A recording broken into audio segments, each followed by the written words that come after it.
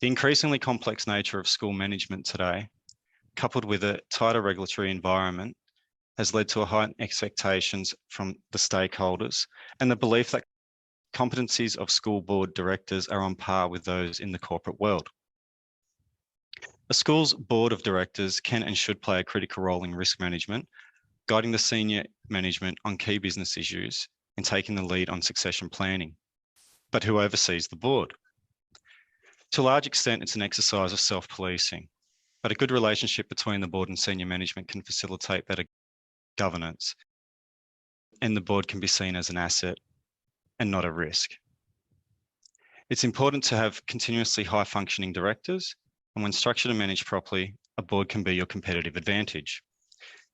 In our agenda today, Rebecca and Fee will go through an introduction to the director transition cycle, which you can see on the screen now, unpacking the elements of recruitment, induction, development, retirement, meaning end of tenure, not that you're old, and this will be followed by top tips for successor director transitions for the successful director transition cycle. So Fee and Rebecca, what is a good overall approach for boards when they have director vacancies, given that our last independent schools risk report highlighted 46% of respondents don't plan for succession until a position becomes open. And uncannily, 46% of respondents say their main obstacle to effective governance is finding directors with the right sector skills and experience to govern independent schools. Rebecca, let's start with you. I think school boards really need to think about just one aspect of the vacancy, or not just the upcoming vacancy itself.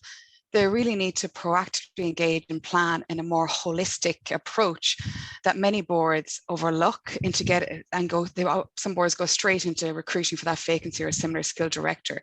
It's going to help you get the right person in the end. Doing that top end planning will help you get the right person, but also the right skills, but also put forward how the school can what kind of directors you want for the school, but how to get the best match. And going through the process it'll get you. You'll end up recruiting a director within, I don't know how long it takes to recruit them in schools, but when I've worked with schools and councils before, sometimes it can take up to 3 to 6 months or longer to get those right people in those roles. So having that planning up front is really important. Okay, and Fee, what's your experience? Look, I 100% agree with Rebecca. Our experience is a lot of boards actually don't plan. And as you say, it's a surprise, gosh, we better do something because we have a vacancy. Or they do plan, but they don't implement every aspect of it.